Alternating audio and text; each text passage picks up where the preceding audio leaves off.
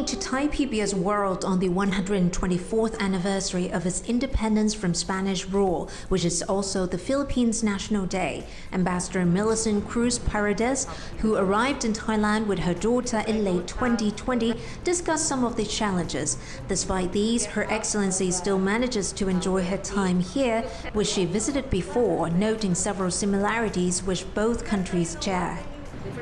Being a diplomat, a female diplomat, has its challenges. Even as a young officer at the Department of Foreign Affairs, I encountered a lot of challenges, including building a family while you are also building your career. So you really have to strike a balance.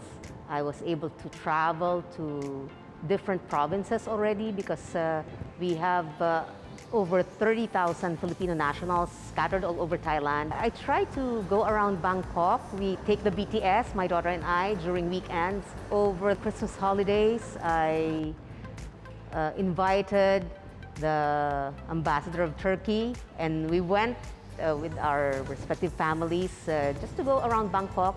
We had a nice boat ride at the height of the pandemic when the government encouraged people to work from home. I was able to finish 2 Thai telenovelas, Sri Ayodhya and Love Destiny. We have a lot of similarities. First of all, the way we look. We are always being mistaken for Thai.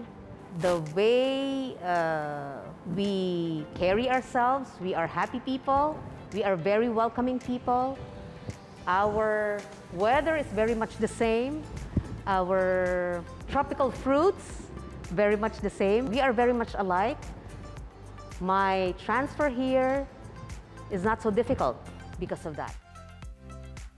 With 73 years of diplomatic relations celebrated on June 14th, the ambassador would like to forge closer trade and tourism ties while hoping for a long overdue state visit. We are looking forward to an exchange of visits.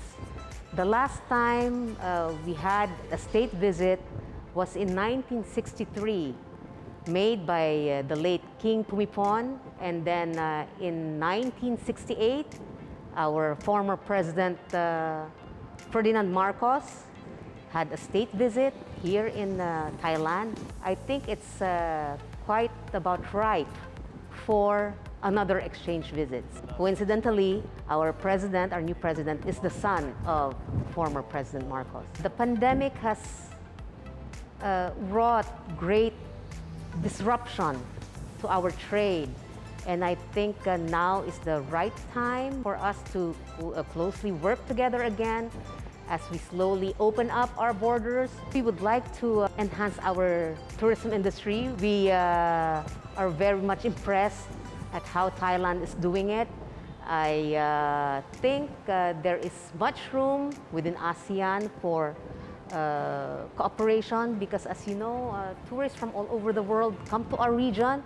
Since they are already in the region, then it's just for us to present the region as just one destination. I think that is something we can work on to make intra-ASEAN travel easier, more seamless.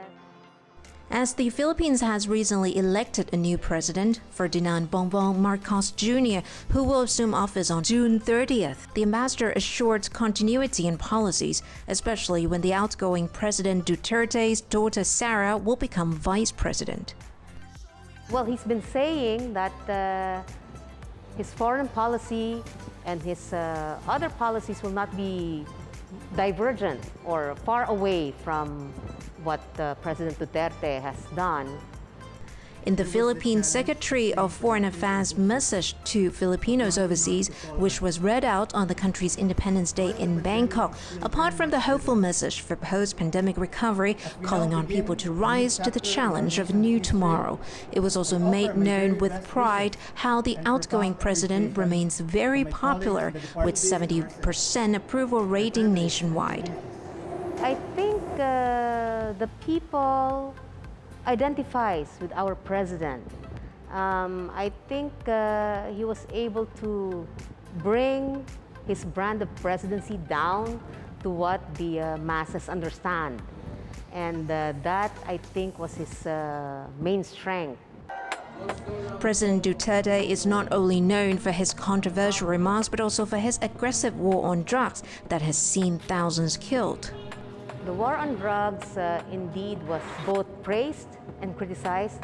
I would think there would be no perfect solution to drugs. There have been structure in place to ensure that abuses are not done.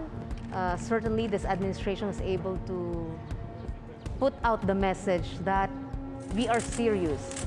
It's not a perfect way, but we try our best.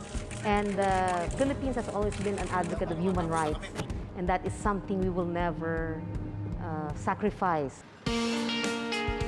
Noting the Philippines' distinct culture, the ambassador remarked on strong people-to-people ties between the two countries, as while the many Filipinos in Thailand teaching English, a number of Thais are also studying in the Philippines. Geographically, we are not part of the mainland Asia. We are out there in the Pacific. And I think in that sense, we have a distinct culture, and I think that is something that we could offer. There are a lot of Thais who are alumni of Philippine schools, and I met some of them. I have very personal experience. When I was a little girl, we had this Thai student who became the student of my father in the University of the Philippines. He became like a brother to us. I was able to visit him in Udon Thani very recently. That is a testament of how Thais and Philippines maintain a close people-to-people relations. Hatay Deshakitiranan reporting for Thai PBS World.